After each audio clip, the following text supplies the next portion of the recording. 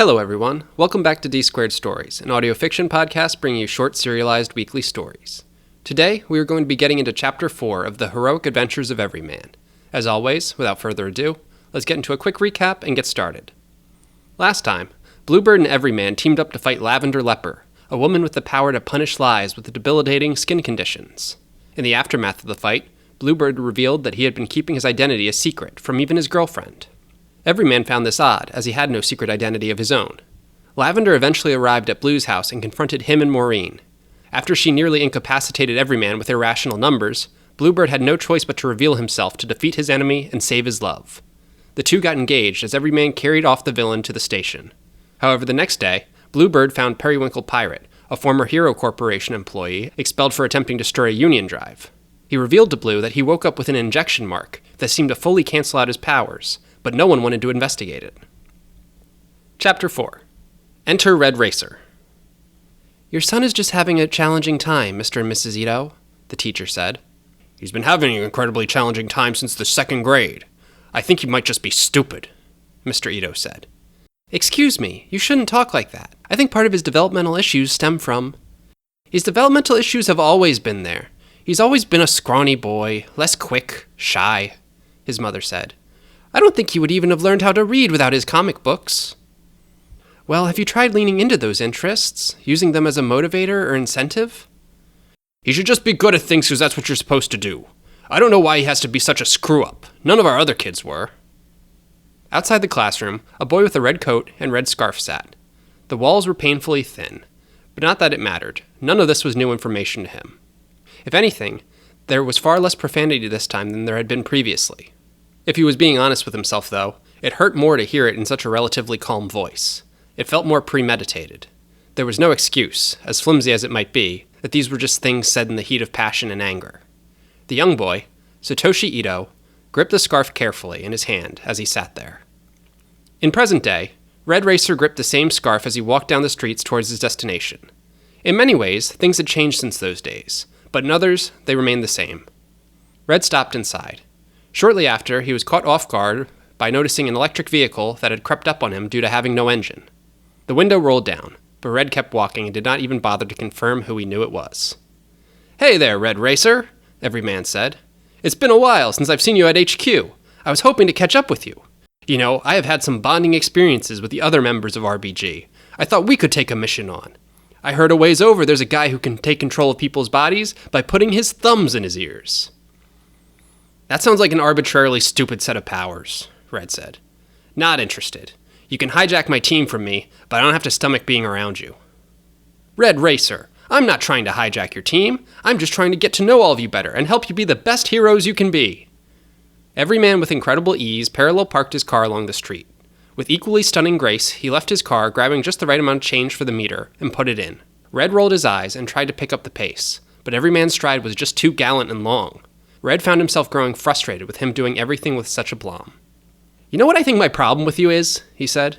"You make everything look so damn easy. People genuinely think you have superpowers. I think I'm one of the few people who realizes you're just an average guy." Everyman tilted his head. "Red Racer, that can't possibly be true. Every time I show up anywhere, I announce that I am Everyman, a hero who could be anyone, and proves that everyone can be a hero." Yes, I get that, but I think people think it's just pomp." There was a series of whirring noises that seemed to pick up the more and more they continued walking in that direction. There were a series of barricades that Red walked past as if they were nothing. Everyman looked up to see a bunch of police making the streets clear for something.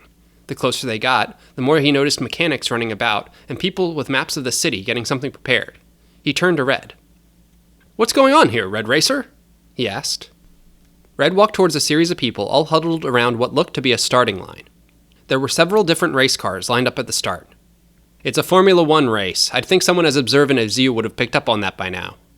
Everyman gasped. "Red Racer! That's highly unethical. Your powers give you a great advantage over your opponents. It's not fair for you to participate in something like this." "Oh ho ho!" a voice called out. "Now, Everyman, don't be concerned. We know about Red's powers. Most of the people in this race have some kind of supernatural ability." Everyman smiled, relieved at this news. "Oh, I should have assumed better of my compatriot. And who might you be?" "Me? My name's Mazaratin Fordwell." The Mr. Fordwell? Like of the Fordwell Car Company, one of the largest in Nationland? That's the one. Making cars is my career, but my passion is for racing them. Though nowadays I've hung my helmet up and let the young'uns do the racing. Everyman turned to see a bright red, almost pinkish car lined up right near them. Wow, so this must be Red Racer's ride. Red recoiled with disgust. Are you kidding me? This is clearly a raspberry color. My scarf is obviously more of a strawberry red. You know, I used to consider using the name Strawberry Strider. Wow, Everyman thought. I wonder if there's still time for me to get a new costume and steal that name. Indeed, Everyman is clearly a little bit colorblind, Fordwell joked. This is my son's car. Pinto, would you please come over and meet Everyman? A young man with long hair dyed silver looked over with disgust. He had pinkish red set of goggles and a leather jacket. He sauntered over towards the three. There was an intensity to how much he cared about being perceived as not caring about anything. Maseradin, he said coldly. I told you when on the track you're to call me Raspberry Reflex. As he said this, a nearby bee flew towards him, attracted to the bright color of his goggles. It was about to land right on his face. Everyman reached out to try to swat the bee away. Before his hand could even get there, Raspberry grabbed the bee in between his index finger and thumb. The bee squirmed, but he just flicked it off into the distance with precision. Nice to meet you, Raspberry Reflex, Everyman said. He stuck his hand out just for Raspberry to not take it. Raspberry just scoffed at him. Red Racer scowled at his chromatic sibling. He threw his scarf back dramatically and walked off towards the vehicle next to it.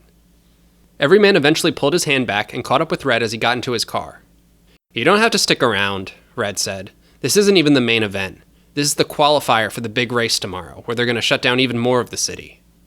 Everyman looked around to see that pretty much every other racer had a pit crew and what seemed to be multiple coaches helping. Everyman pondered the idea of multiple coaches and what purposes they might serve. Perhaps some of the coaches were there to coach the coaches. He shook his head, trying to get refocused before he forced a two-way radio into Red's hands. Nonsense. I never knew this was a hobby of yours. I want to support you, he said. I'll scout ahead around the midpoint of the race and let you know how you're looking. Shouldn't you be working for the Hero Corporation to keep the city safe? Please, Bluebird and Emerald Eye can cover anything that's going on. The radio, when jostled, tuned into a local news station. Our top story tonight. Titanium Tyrannosaurus, the man who can transform into a giant metal dinosaur, is currently terrorizing the naval yard. The local machine guns on the ship firing at him are having no effect whatsoever. Everyman smiled vacantly. I'm sure Nation Man is on his way. Fine, whatever. Just don't be distracting me on this thing. Only tell me if something important is happening. Everyman nodded. He ran off as all the other racers proceeded to get ready. He found a rooftop to watch the halfway point of the race from. After everyone had fully prepared, the lights changed, and the racers were off. Red Racer revved his car to life just by being inside it as he took off. He was on pace with Raspberry Reflex, who had taken off within a microsecond of the race starting. The two zigged and zagged for the lead with each other as they tore through the residential blocks of the race, passing by a handful of miserable people who had forgotten that this was happening in their neighborhood today. The two were neck and neck when suddenly an armored race car blasted past them. The race car seemed to move in spurts of high energy and in a repetitive pattern. It was always one big blast that pushed the car forward, followed by another one, similar in length but a bit fainter. Red knew this to be Explosive Echo, using his signature reverberating fuel. He must have concocted a better batch this time, because the sudden bursts were putting him ahead of the two favorites. Red started to get nervous as they got close to rounding the halfway point. He had considered his spot in the finals assured, since the first two in this heat were guaranteed to make it. However, his Raspberry rival often got the better of him in these races, and now there was a second person beating him. Unlike Bluebird, that was not going to fly. Despite the two performing to the best of their ability, Echo only got further ahead of them. As he came up to where Everyman was watching the race, Everyman noticed something shoot out of what appeared to be a fire hydrant. It was in the same moment that Everyman realized it was odd to have 6 fire hydrants all in the same block that he saw as it shot out oil slick onto the track. Echo was moving too fast to do anything about it, and once he hit the slick, he spun out of control and crashed into a building. Everyman winced and pulled his radio out. Red Racer, something is shooting slippery oil onto the track. A fellow racer just completely wiped out. Is this normal? Not at all. That's crazy, he said. As the two came up to it, Raspberry Reflex, with his namesake ability, took no time at all to notice the slick and adjust his car to weave through the most optimal path. Red took an approach with a little less finesse and simply bounced the car off the ground, using his ability to hop over the slick. As each of the fire hydrants continued to spew the oil, both drivers deftly avoided being thrown off course by it. As they reached the last hydrant, Red chuckled to himself. His smirk faded, though, when he swore he saw the hydrant move on its own, and rather than spew at the ground, spewed it right on his windshield, blinding him. Raspberry Reflex moved quickly out of the way to avoid getting hit with any of it. Red, without being able to get the oil off his windshield, missed the timing on the upcoming turn. He slid out and smashed into the curb. The sharp edge of it, combined with the force, caused his front right tire to pop. He slammed his fist into the steering wheel. His dream of the big race popped, right along with his tire. "Dang it, dang it, dang it!" he screamed. "Red Racer, are you okay?" Everyman radioed in. "My front right tire is shot," he said. "But that's not even the worst part. I could probably still make it go, even with 3, given my powers, but I can't see anything with this oil on my car." Everyman paused for a moment. "Floor it on the gas." "What?" "You heard me! Floor it!" Everyman thought to himself. This race means a lot to Red Racer. He's right that I have no special powers compared to a normal person. But special is all about perspective. I consider this bird's eye view of the course that I have to be a pretty special power, compared to what he can see. You know what? Fine. Let's do it. Red Racer shot the car going full speed ahead. Even with his one tire being out of commission, his ability to rebalance and shift the interior workings of the car made it so he could continue with 3 wheels. "Hard right now!" Everyman shouted. Red did as he said and hit the curve with perfect timing. He chuckled a bit to himself. "Well, hot dang, this is working," he said. "But at some point you're going to lose sight of me." "That's right," Everyman thought. "But once again, I have a power you don't have access to. A to-scale map of the racecourse." He pulled out his phone to pull up exactly that. "Red Racer, what is your current speed?" 202 miles per hour. Everyman in his one hand held the phone. With the other, he started a timer on his watch and pulled a touch-screen stylus to mark along the course, charting Red Racer's path along it. "Hard right again now!" Red Racer did as he said and cut another turn nearly perfectly. With his limited vision on the sides, all he could do from within the car was make sure that he was still parallel with the road. The rest he continued to put his faith in Everyman for. "Now a hard left!" Red made the turn again, this time nearly clipping the curb. "Okay, Red Racer," Everyman said. "It's nothing but a straight shot ahead. Give it everything you got." The strawberry-colored car rattled as Red pushed it to its absolute 3-wheeled limit. To his surprise, out of a small corner where he could see, he noticed he had just about caught up with Raspberry Reflex. Pinto Fordwell's eyes widened, having become complacent after the oil slick, and slammed the gas. The two hurtled towards the finish line together, the crowd cheers being so loud they even rivaled the sounds of the engines. The two crossed at nearly the exact same time, neither being sure of who went over first. As soon as they managed to come to a stop, both of them got out of their car. Red was breathing like his life depended on it. When he finally heaved enough to convince himself he was not going to vomit, he slowly brought his eyes up towards Raspberry. The man had pulled his goggles up his face and just stared at Red with a kind of disbelief in his eyes. Red felt a nervous tension between the two of them, something not right in his expression. Before he could do anything about it, though, Fordwell Sr. came over and patted Raspberry on the back. "Congratulations, son, you did great. You're moving on to the big race tomorrow." Raspberry stared at his dad with rage and pushed his arm away. "Get your hands off me." He stormed off, taking occasional glances back at Red before running fully out of sight. After a few moments of awkward confusion, Everyman came over and gave Red a big hug. "You did it, Red Racer," he said. "You qualified for the next race." At first, Red's instinct was to shove Everyman away. However, he remembered this was all possible because of the help he had given. He also felt something strange. He had never shared a personal victory with someone. His teammates had defeated villains together before, but he never experienced having someone celebrate something he had mostly done on his own. After a while, Everyman let him go. "Thanks, Everyman. I couldn't have done it without your help," he said, then looked at Fordwell. "Car's in a rough spot. Can someone here get it fixed up in time for tomorrow?" Fordwell bit his lip. Normally that wouldn't be an issue for us, but there's a lot of people who need it. Perhaps you can go find someone else to take care of it?" "At this hour on short notice?" Red asked. "I don't have the kind of money for that anyway." "Fear not, Red Racer," Everyman said. "We can work to fix it together. I'm actually pretty handy with cars myself." "Of course you are," Red said, his impatience returning. Despite this, Red Racer got into his car and navigated it behind Everyman and his electric vehicle, and the two made their way to Everyman's house.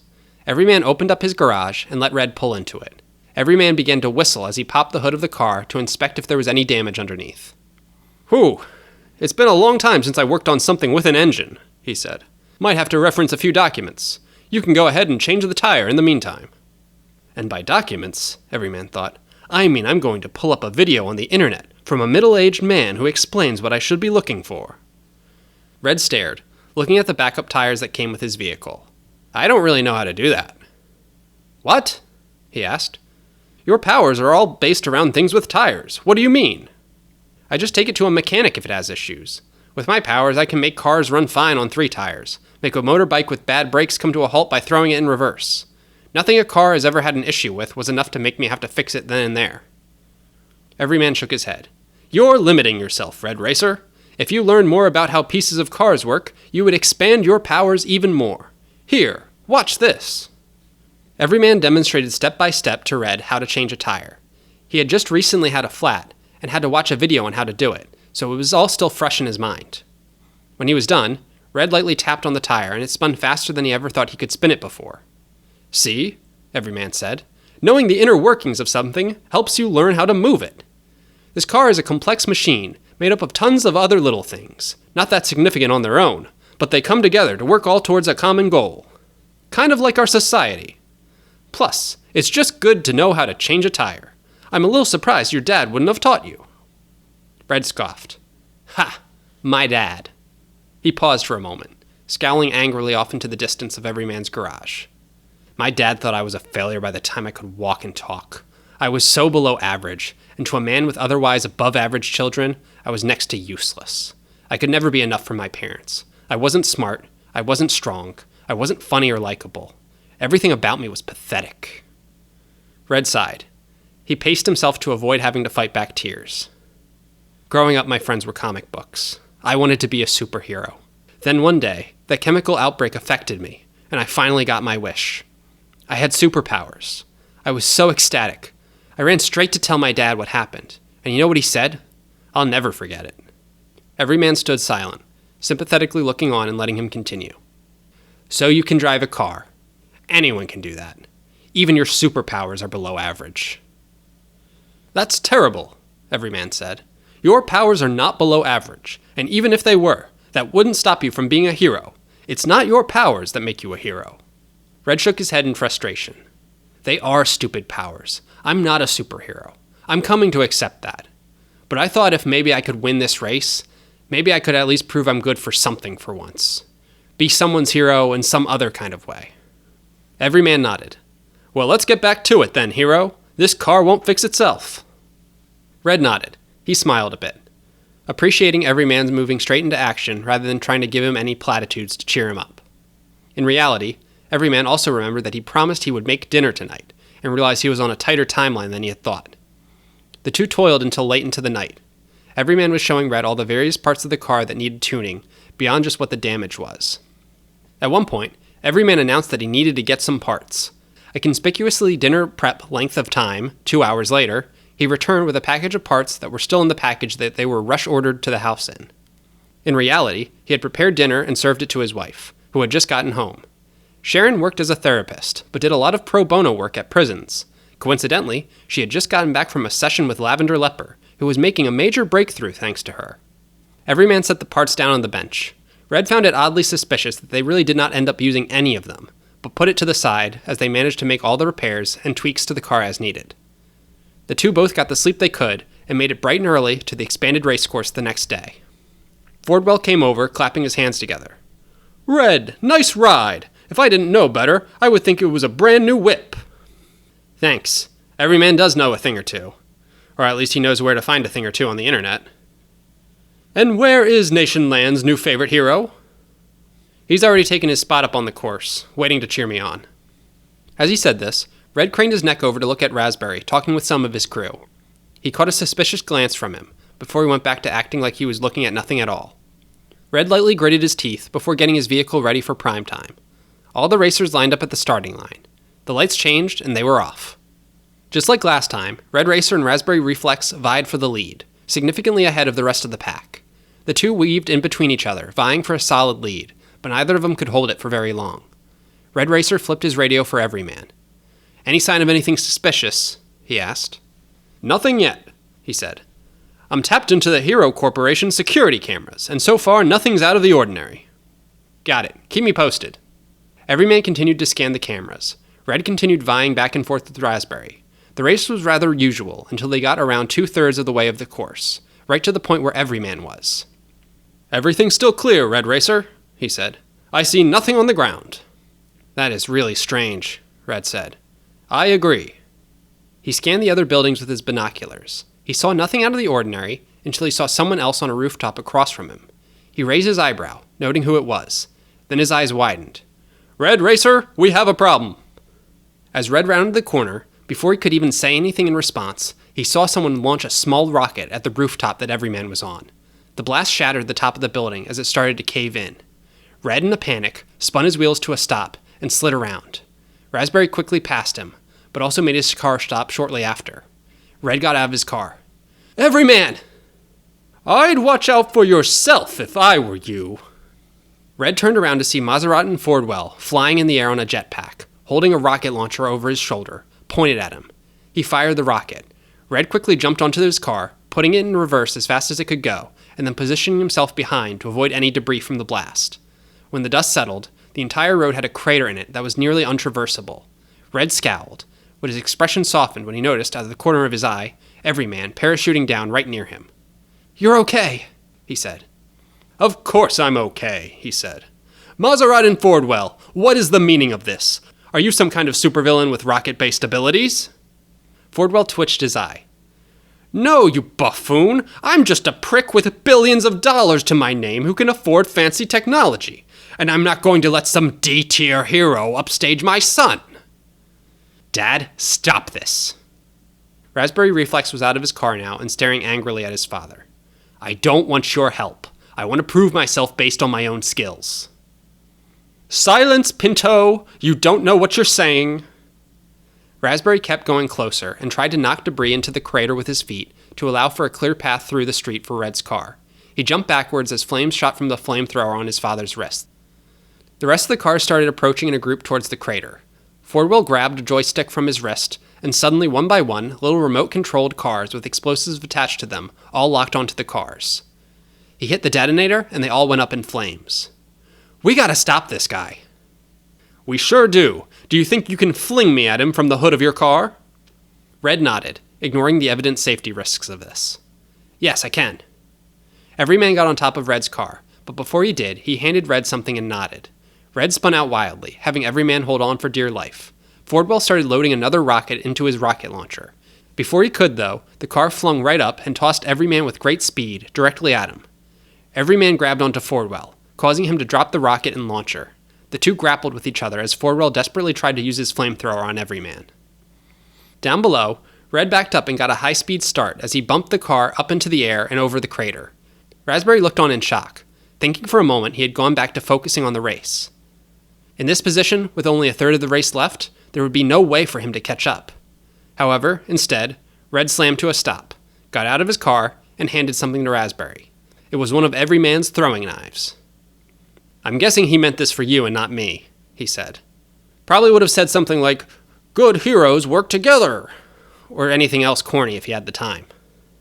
Raspberry nodded and took it. He waited until he saw the pattern of the two struggle, and with perfect timing and precision, he lodged the knife right into his father's jetpack, causing it to sputter out. At this point, Everyman let go and engaged his second parachute, which he characteristically never left home without. He safely descended onto the ground as Fordwell sputtered out and crashed. Everyman gave the two a thumbs up before running off to recover the Mega Millionaire. Red turned to Raspberry. Ready to finish this fair and square? He smirked back at him. You know it. The two got back into their vehicles and sped off together. They had a few last major turns through the city blocks. Red pushed his car into overdrive, knowing the exact nuts and bolts that held his tires in place and using that to push it to its very limit. Raspberry took every single turn within millimeters of striking the curve, compensating for his lack of speed with his superhuman reflexes. The two occasionally collided into each other as they went side by side, staring at each other with the intensity of two longtime rivals. In the sharp turn into the last stretch, Raspberry Reflex had a clear advantage. However, Red was pushing his vehicle as fast as it could go and was gaining on him. The two were hurtling towards their own victory and destiny. As the checkerboard dream came into focus, the two cars passed the finish line. Unlike last time, though, It was evident immediately to onlookers that the raspberry car had just barely beaten the slightly darker red one. Raspberry got out of the car, raising his fist in the air with joy. It was a victory claimed fairly, and that was how he wanted it. Red got out, looking evidently disappointed, but putting on a brave face to be a good sport. He went over and shook his rival's hand.